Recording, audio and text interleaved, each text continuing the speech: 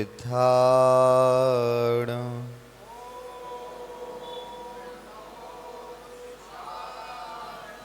ॐ नमो सिद्धाणम्।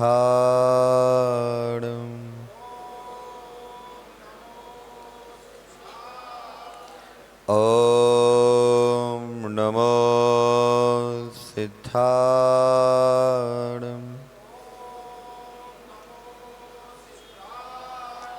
विजितमदनिकेतं निर्मलं निर्विकारं रहितसकलसङ्गं संयमासक्तचित्तं सुनयनिपुणभावं ज्ञाततत्त्वप्रपञ्चं जन्ममरणभीतं सद्गुरो नौमि नित्यं। जन्ममरणभीतं मम गुरो नौमि नित्यं। जन्ममरणभीतं विशुद्धगुरो नौमि नित्यं। नमो अरिहन्ताणं नमो सिद्धाणं नमो आयर्याणं नमो वज्रायाणं नमो लोये सभ्यसाहुडम्। बोलिए अनंतानंद सिद्ध परमेष्टि भगवान की। परम पूजनीय आचार्य भगवान पूज्यपाद स्वामी महाराज की। परम पूजनीय गणाचार्य भगवान विराग सागर जी महाराज की। मम दीक्षा गुरु आचार्य भगवान गुरुवर विशुद्ध सागर जी महाराज की। तीन कमनौ कोटि भावलिंगी मुनिराजों की। जैन धर्म की। परम पूज्य श्रवण सौम्य सागर जी महाराज की। मुनि संघ की।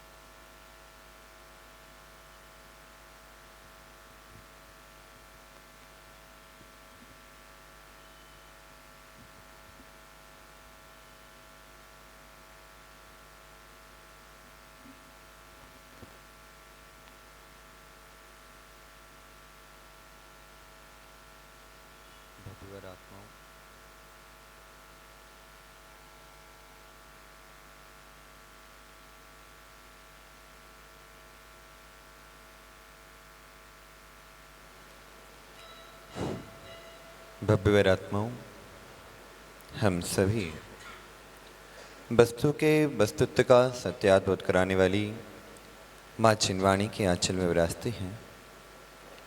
आचार्य प्रवर भगवत पूज्यपाद स्वामी ग्रंथराज इष्टोपदेश जी में इष्ट तत्व की व्याख्या कर रहे हैं। जब जीव अनंत भव से भावों की कलंक के द्वारा निगूढ़ में पड़ा होता है और कभी ऐसी काललब्धि, ऐसी वह पुण्य की बरगणाएं इकट्ठी करता है जिसके द्वारा वह निगूढ़ से निकलकर, स्थावर पर्याय से निकलकर त्रस पर्याय की प्राप्ति करता है। जब त्रस पर्याय की प्राप्ति होती है तो जब या व्यक्ति सोचता है छोटा मोटा कीड़ा मकोड़ा बन गया, क्या बड़ी बात है। लेकिन ध्यान रखना, मस्तापुर जी जब निगोद से निकलकर स्थावर, पृथ्वी कायक, जल कायक, अग्नि कायक, वायु कायक बनना बहुत बड़ा पुण्य है। एक श्वास में 8-10 बार जन्म्यो मरो अनंतों बार। ये जीव जब वनस्पति काय में भी पृथ्वी कायक, जल कायक, अग्नि कायक, वायु कायक बनता है और उसमें बनने के बाद जब साधारण वनस्पति से प्रत्येक वनस्पति बनता है, यह उसका पुण्य है। यह पुण्य प्राप्त करने के लिए भी कितना कितना कितना पुरुषार्थ किया होगा। जब वह पृथ्वी प्रत्येक से पृथ्वी कायिक से स्थावर कायिक से 2 इंद्रिय बना, 2 इंद्रिय बनने के लिए त्रस पर्याय प्राप्त करने के लिए भी कितनी मेहनत। जब पर्याय प्राप्त हो गई त्रस, 2 इंद्रिय से 3 इंद्रिय, 3 इंद्रिय से चतुरिंद्रिय, चतुरिंद्रिय से असंगी पंचेंद्रिय, और असंगी पंचेंद्रिय बनने के बाद पुण्य भाव संगी पंचेंद्रिय बनना। कितनी मेहनत, कितनी मेहनत। अनंतों बार निगोद में गया, फिर पुनः चतुरिंद्रिय पंचेंद्रिय संगी बन पाया, फिर पुनः लौटा, फिर आया। कई बार संगी पंचेंद्रिय बनने का मौका नहीं मिल पाया। ज्ञानचंद जी, संगी पंचेंद्रिय बनना बहुत दुर्लभ है। जो आप अभी पर्याय भोग रहे हो, इस पर्याय में को प्राप्त करना, ये समझ जाना आप 84 लाख योनि के शिखर पर विराजे हो। और 84 लाख योनि के शिखर पर विराजने के बाद उत्तम कुल की प्राप्ति, उत्तम क्षेत्र की प्राप्ति और उत्तम भावों की प्राप्ति मिलना बहुत ही दुर्लभ है। जय भैया, आज आपको मेरी वर्तमान पर्याय दिख रही है, वर्तमान का पुरुषार्थ दिख रहा है। जब आप कहाँ गए थे? जब मैं निगोद में जी रहा था, मर रहा था। आप कहाँ गए थे कि इन्हीं माँ ने, मैं चींटी बना हुआ था और इन्हीं माँ ने उस लक्ष्मण रेखा को खींचकर मुझे मारा था।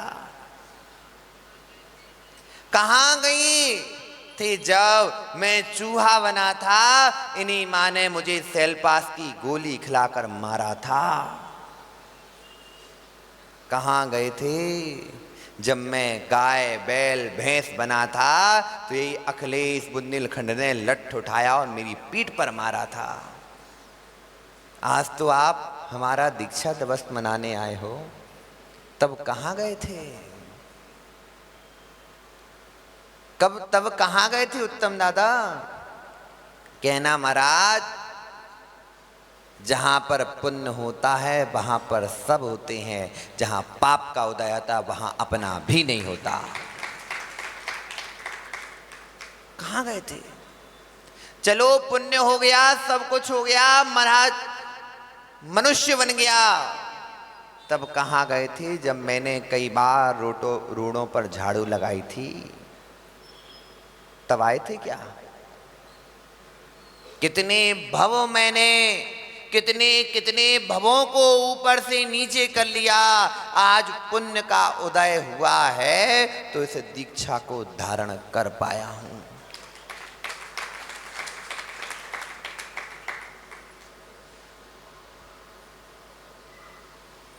जय भैया, ये तो हम लेट हो गए। हमारी तो दीक्षा 2015 में होनी थी। जब आचार्य भगवान भीलवाड़ा में थे, तो भीलवाड़ा में 2015 में आचार्य जी बोले एक काम। हमने बोला गुरुजी दीक्षा, तो बोले मम्मी पापा से पूछ लो। तो हमारी मत आई, अब बुंदेलखंडी मत आई, तो गुरुजी से कही। अब पहले ही वो वचन लेके चली गई, सुनो हम आपको मोड़ा, हम सौंप रहे हैं, तो एक चीज वचन दो। अब देखो 3 साल 2 साल दीक्षा नहीं दोगे। हमने की धत तेरे की नहीं, तो 1 साल पूरे संघ में प्रवेश का ना होता। प्रतिष्ठा विधि सीख रहे थे आपको? अबे रुको, तो पूरी बता रहे। 1 साल पूरे संघ का ना होता और 2015 में 29 अगस्त को हमारी भीलवाड़ा में दीक्षा हो जाती। अब गुरुजी बोले देखो बेटा, हमने वचन दो है तो वचन तो निभाने पड़ेगा। हमने बोले हम मम्मी से पूछ लें, तो बोले हाँ। हमने फोन लगाओ, अब वही क्या भाव कि उसी के 10, 12, 15 दिन पहले उनकी मम्मी उनकी मम्मी चली गई, यानी नानी का स्वर्गवास हो गया। अब उसमें कैसे पूछो, यानी विधि का विधान था कि जिस दीक्षा में जय निशान जी को मंच संचालन करना था उसी दीक्षा में हमारी दीक्षा होनी थी। उत्तम दादा, लेकिन एक चीज है, जब पुण्य जोर मारता है तो जिस दीक्षा में जिस समय दीक्षा होनी हो उसी समय दीक्षा हो पाती है। पुष्य नक्षत्र में दीक्षा करवाई, देखो पुष्य नक्षत्र में दीक्षा हुई थी। अब उसी समय हमें अभी तक ध्यान है, जय भैया माइक से बोले, से नक्षत्र में जो दीक्षा होती है वो सभी के सभी आचार्य बनते हैं। हमने कही बहुत अच्छे, लेकिन इतना ध्यान रखना अखिलेश भैया, दीक्षा तो हो गई, गुरुजी ने दीक्षा दे दी और 1 घंटा 2 घंटा 3 बजे से दीक्षा प्रारंभ हुई। 4:55 या 5:05 में हमारी दीक्षा पूर्ण हो गई। गुरुजी ने हमें व्रत दिए, दीक्षा पीछी कमंडल हाथ में आ गए। लेकिन उसके बाद, तब तो आपके सामने दीक्षा हो गई थी, उसके बाद दीक्षा पालन करना बहुत कठिन है।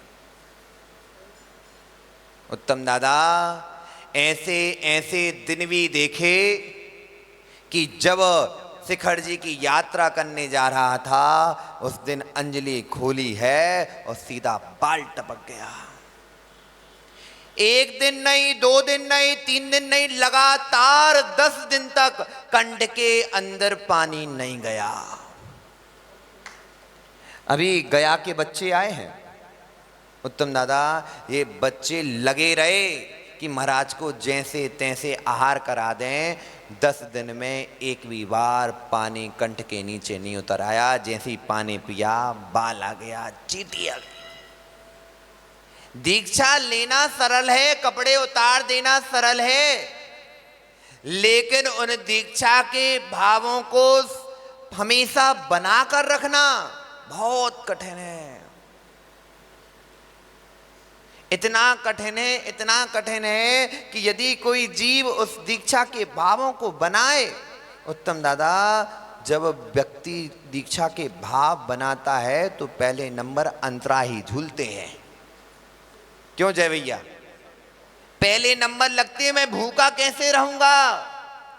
आचार्य भगवान यशस्थ लक्षम्भु महाकाव्य में सोमदेव सूरी लिखते हैं कि इस वर्तमान का, इस पंचम काल का कोई चमत्कार है तो वह चमत्कार है कि जो देह अन्न का कीड़ा बना हुआ है, उस अन्न के कीड़े देह को छोड़कर कोई चमत्कार है तो यह जिन रूप को धरने वाले नर हैं, जिन धूप नराधरा। लेकिन उत्तम दादा, निमित्त तो वैराग्य के अच्छे मिलते हैं। किसी को वैराग्य हो भी जाता है और किसी का वैराग्य बिगड़ भी जाता है। एक भजन चलता है, संसार में रहकर प्राणी संसार को तज सकता है, किसी भी पल में वैराग्य मर सकता है।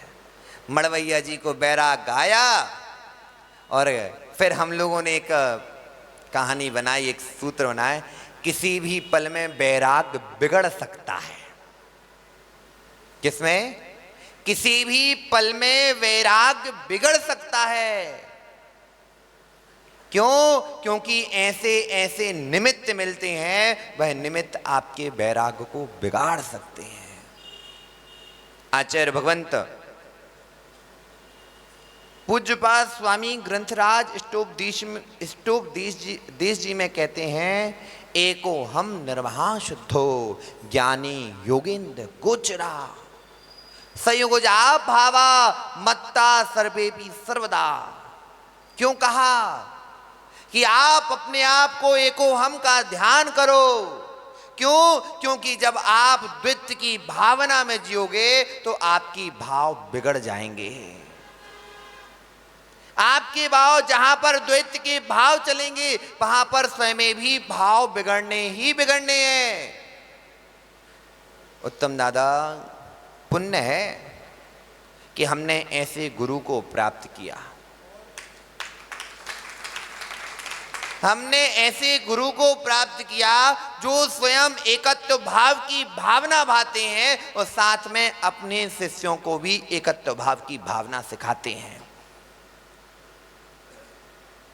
जब मैं संघ में प्रवेश किया था, उत्तम दादा गुरुजी ने मात्र यही कहा था कि बेटा इतना ध्यान रखना, तू मेरे राग में किसी अन्य की अवहेलना मत कर देना। मेरे राग में अन्य की अवहेलना मत कर देना। यदि तुमने अन्य की अवहेलना करी, अन्य साधुओं की अवहेलना करी, उनके बारे में गलत चिंतन किया, मंथन किया, बोला, समझ जाना कि तुमने अपने पाप को ही बढ़ाया है। आचार्य भगवंत उमा स्वामी महाराज ग्रंथराज तत्वार्थ सूत्र में लिखते हैं, चारित्र मोहिनी के जब चारित्र मोहिनी का बंध का उदय बताते हैं कि कुल संग देव अवर्णवाद साधु, जब इन लोगों की जब अवहेलना की जाती है तब दर्शन मोहिनी का, और चारित्रधारियों की जब चारित्र की निंदा की जाती है तब उन्हें चारित्र मोहिनी का बंध होता है। संस्मरण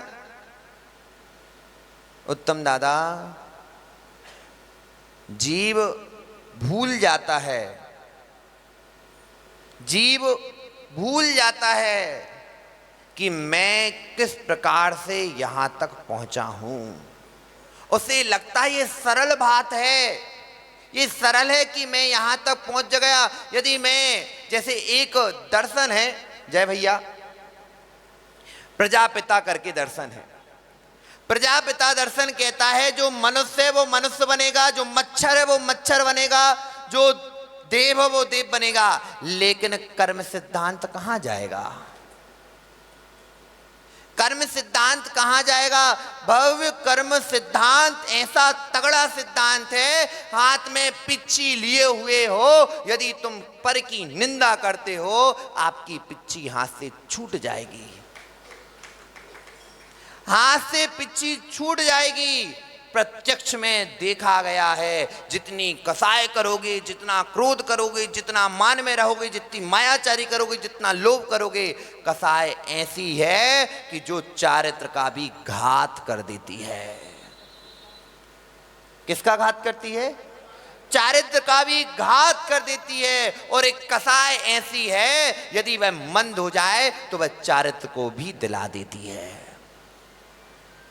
लालू, कसायों को कम करो, कसायों को कम करो। यदि जितनी कसाय रही, समझ जाना चारित्र मोहिनी का बंध उतना ही अधिक होने वाला है।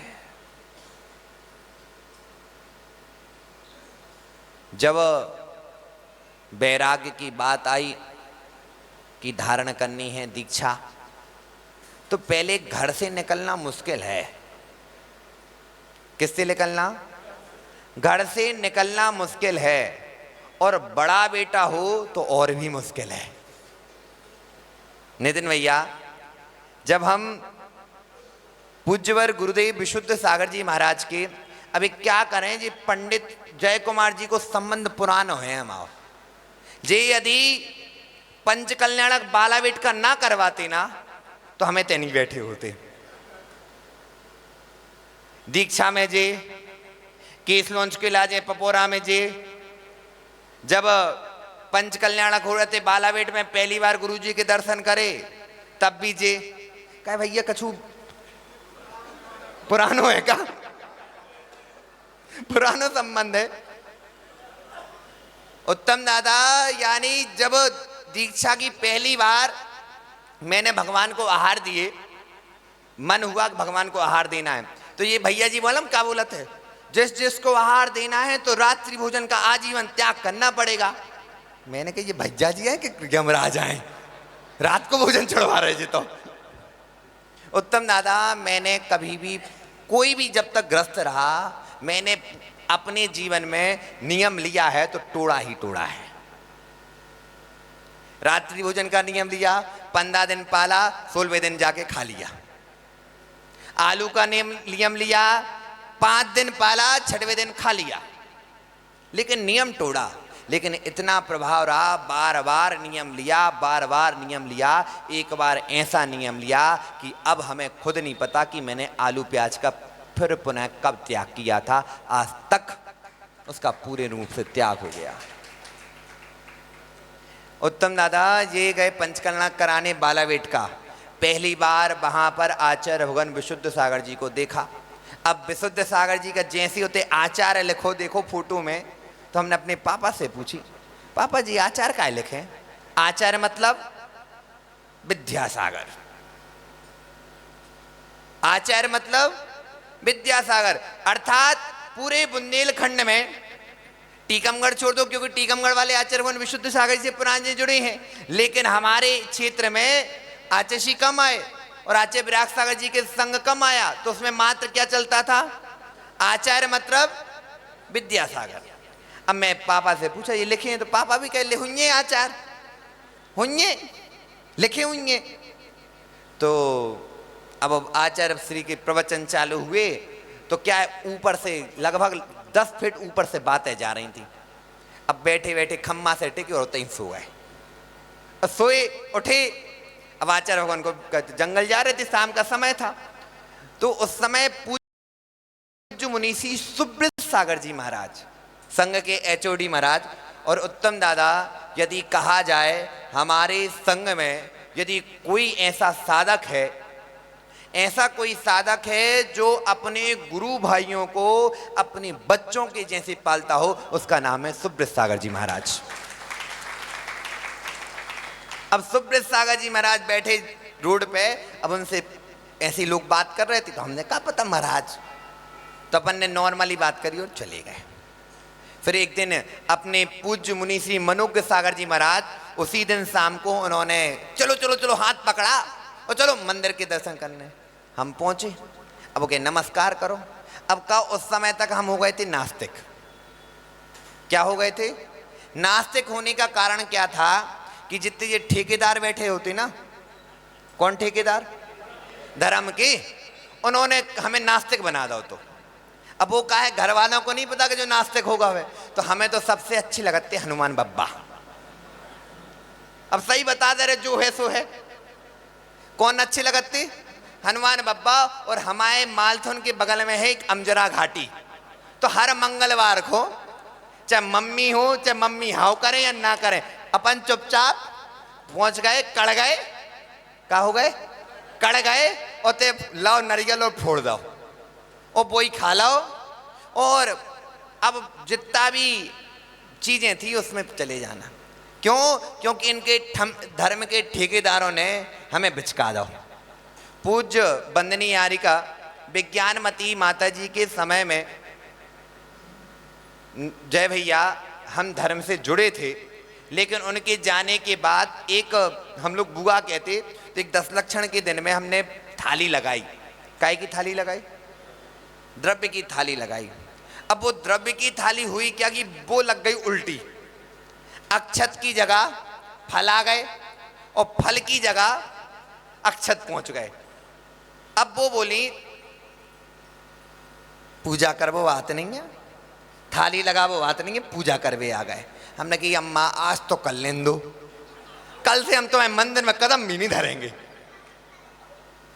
10 लक्षण के बाद 10 दिन मैंने जाना बंद कर दिया। अब जाना ही नहीं है, क्योंकि जब माता जी थी तो उस समय हमारी जहां बड़ी मम्मी के पास रहते थे हम, तो उन्होंने बार बार माता जी के पास भेज कर संस्कार तो हमें डाल दिए थे। लेकिन इन धर्म के ठेकेदारों ने भी संस्कार एक बार में, लेकिन क्या होता है जब योग क्षेत्र, योग काल, योग उपादान हो जाए तो कहीं पड़े हो पत्थर जोहरी के हाथ में आ ही जाता है। क्या पता था वह बालावेट का पंचकल्याणक जिस समय में नास्तिक पने की चरम सीमा पर था, वह पंचकल्याणक मेरे लिए मुनि दीक्षा का साधन बन जाएगा।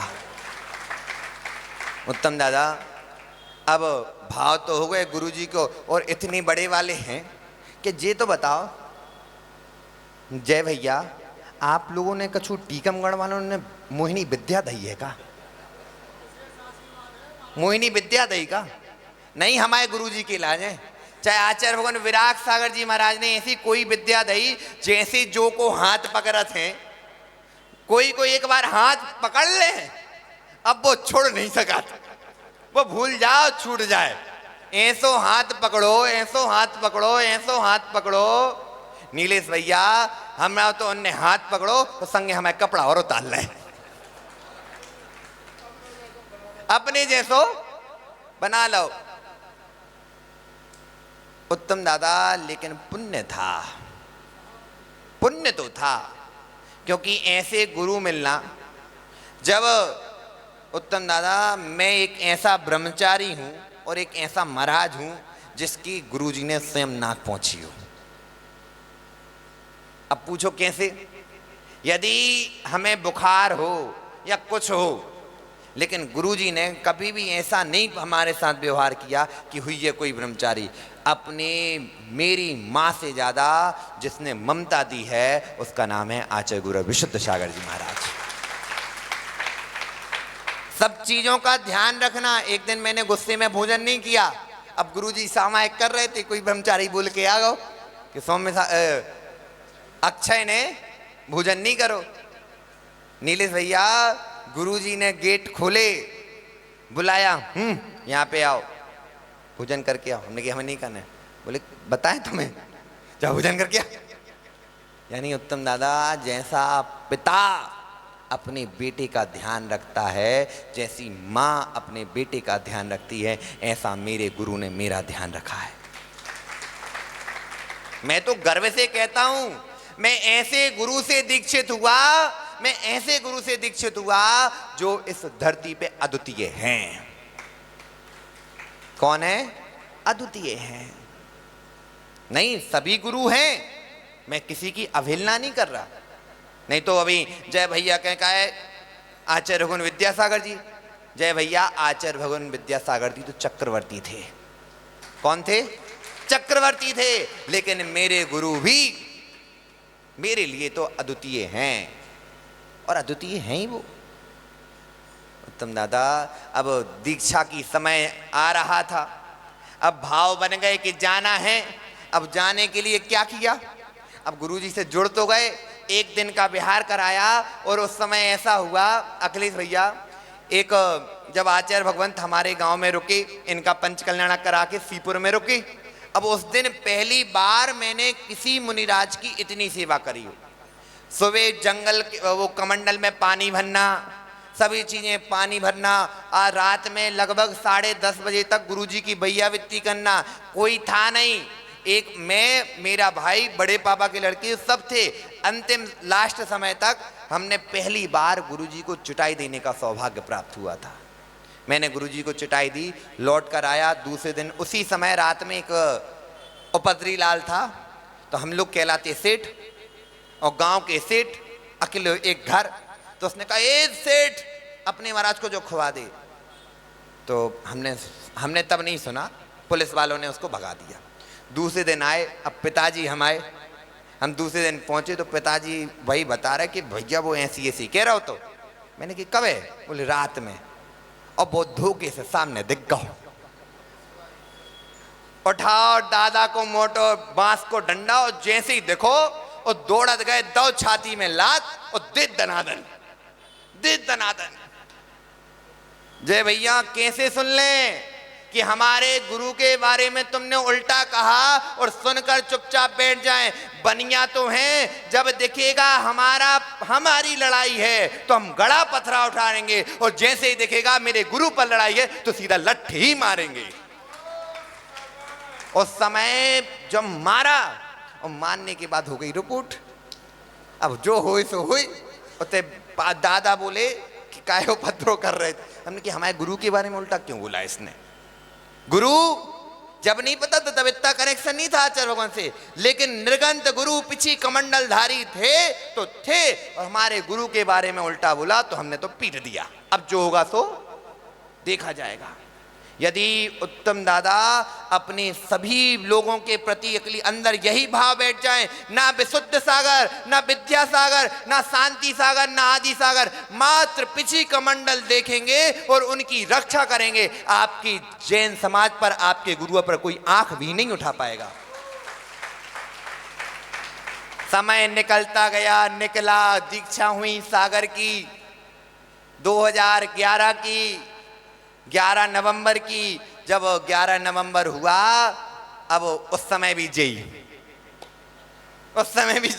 शांत भैया और इनके पिता बाबूलाल जी पठा पिताजी थे ना उसमें, हाँ, ज्ञानचंद जी, गुलाब जी थे शायद, गुलाब जी पुष्प, अब वो भी और ये भी साथ में। अब दूसरे दिन दीक्षा हो गई और चुपके से हमने श्रीफल चढ़ा दो, गुरुजी हमें व्रत जाने, और व्रत श्रीफल देवे वाले को टीकमगढ़ के पुणो सागर जी, टीकमगढ़ से क्या पता हम कौन सो ना तो है, वो उन्होंने श्रीफल दिया, मैंने चाहा, गुरुजी बोले मम्मी पापा को ले आओ, हमने कि को लेके आ रहा हो आफत को, आफत है ये पूरी, मम्मी पापा से बात करना और कहना कि भैया दीक्षा लेने, तो हम श्रीफल चढ़ाओ, बोले 1 साल को ब्रह्मचर्य। अब हमने शाम को फोन लगाओ, हमने ब्रह्मचर्य, मम्मी ने इतना चिल्लाओ, कहाँ फालतू काम कर रहे हो, व्रत लेना है, ऐसा भयंकर चिल्लाओ। हमने कनमुची दई, कनमुची जानत का कहलात, अनसुनी करी और हमने अपना व्रत पालन किया। लेकिन होनी तो होनी है, जैसे जैसे समय बढ़ता गया। अब एक दिन हुई लड़ाई, अब हमारे मालथन में थी एक माता जी, प्रभावनमती माता जी। अब उस समय हमारा मन उनको आहार देने के, हम रोज जाते थे, तो 10वीं की मुझे भी नहीं पता था, मैंने सोचा 1-2 महीने रहूंगा, लेकिन ऐसा हुआ उस दिन बाजार मंदिर में वो वाक्य निकला, लेकिन हंस ऐसा हुआ कि गुरु की आश्रय में ही रहा। वहां से गाड़ी बढ़ती रही, अब आई संघ प्रवेश की बारी। गुरुजी के माता पिता को बोला, हमने कहा परमेश्वर का उपद्रव बता रहे हो, माता पिता को बुलवावे की, माता पिता को बुलवा के, बोले नहीं ऐसा नहीं, तो यहाँ से दौड़गिरी से छतरपुर गए। अब मौका देखो और योग देखो, उसी साल भोपाल का चातुर्मास फिक्स हुआ। अब गुरुजी बोले मालथन पैसे निकलने हैं, हमने कही परमेश्वर उपद्रव कर दो तुमने, और तहीं से बिहार, छतरपुर से बिहार हुआ।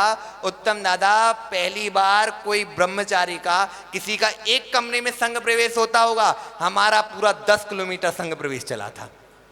कैसे?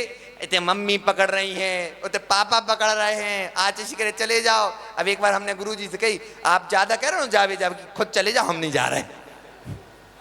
फिर आचार्य ने बुलाया, सबको समझाया कि देखो मोड़ा अच्छा ही काम कर रहा है। उत्तम दादा दूसरे दिन प्रवेश हुआ, दूसरे दिन मम्मी पापा मामा आए और आकर कमरे में बैठे।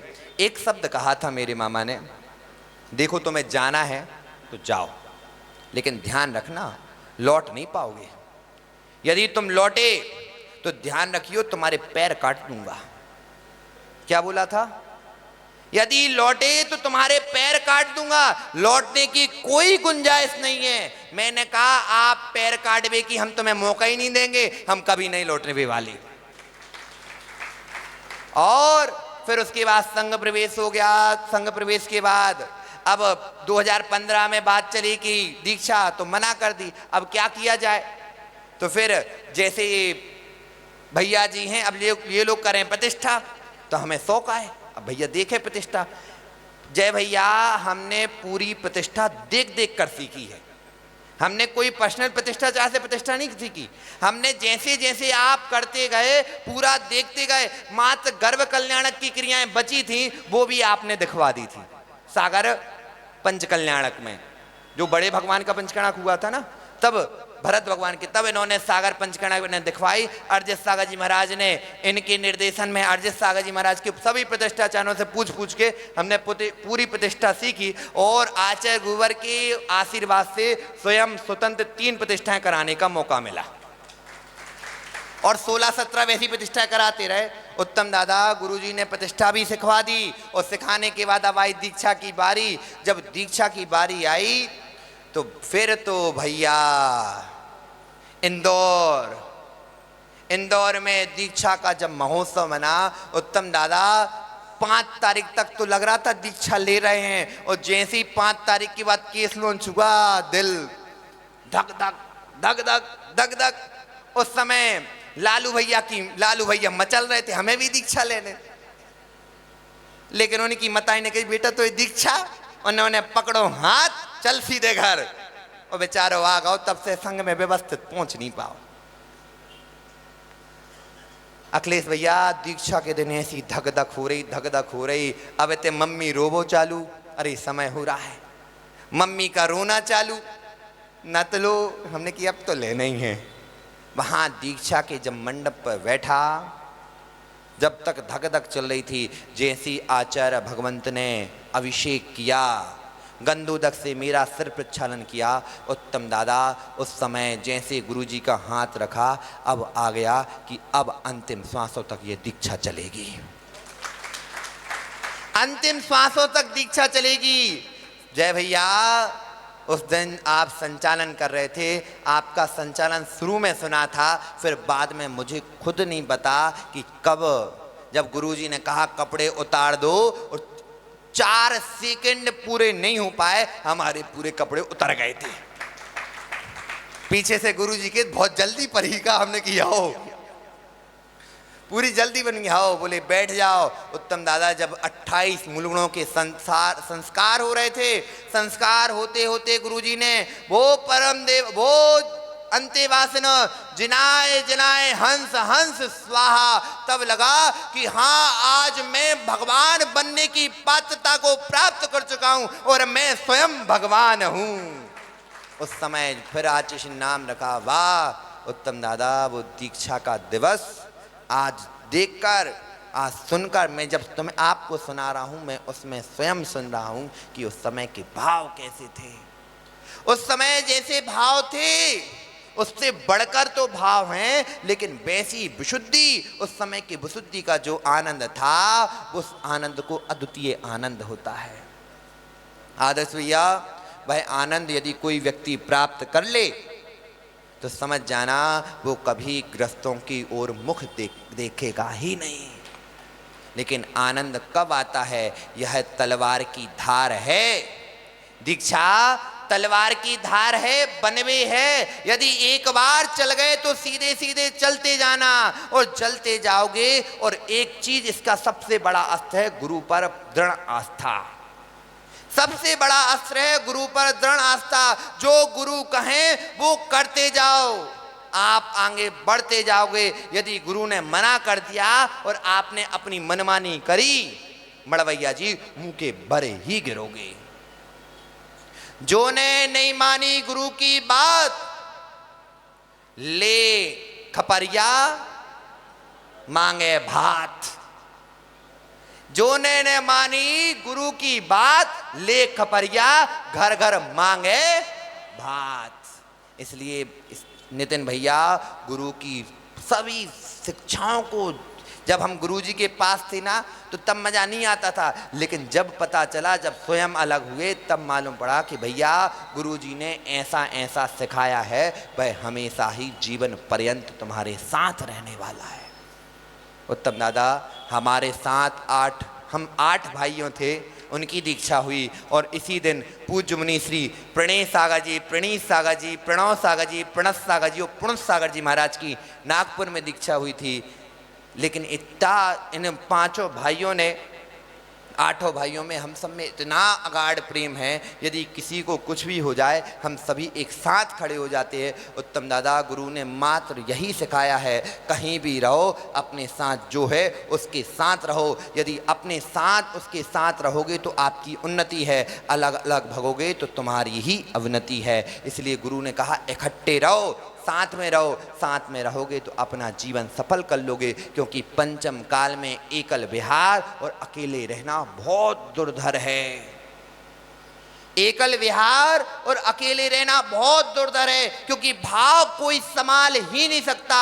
यदि एक दूसरे के भाव संभालना आ जाए तो अपना जीवन सफल है, नहीं तो समझ जाओ आपका जीवन नरक है। मात्र यही भावना है आचार्य भगवान गुरुवर शुद्ध सागर जी के चरणों में और उन सभी समस्त 3 कमनों कोटि मुनिराजों के चरणों में कि जैसी आपने मुद्रा को धारण करके अपने जीवन को उन्नति कर रहे हो, हे भगवान आपके आशीर्वाद से मेरा भी जीवन सफल बने। और सभी से क्षमा है, सभी को क्षमा है, सभी से क्षमा है, क्योंकि 1 वर्ष पूरा हो चुका, क्योंकि 1 साल पहले क्षमा मांगी थी, फिर मांग लेता हूँ कि इस जीवन काल में 8 वर्ष व्यतीत हो गए। गुरुदेव आपके लिए यदि मेरे द्वारा कभी अपशब्द कह दिया हो या अब सभी गुरु भाइयों से यदि अपशब्द कह दिया हो तो मन वचन काय से मेरा बारंबार क्षमा मांगता हूँ और उनके चरणों में नमोस्तु करता हूँ, इसी भावना से कि यह जीवन काल, यह मुनि दीक्षा अंतिम समय तक मैं सम्यक समाधि मरण करके आने वाले भवों में मोक्ष की प्राप्ति करूं। बोलो भगवान महावीर स्वामी की।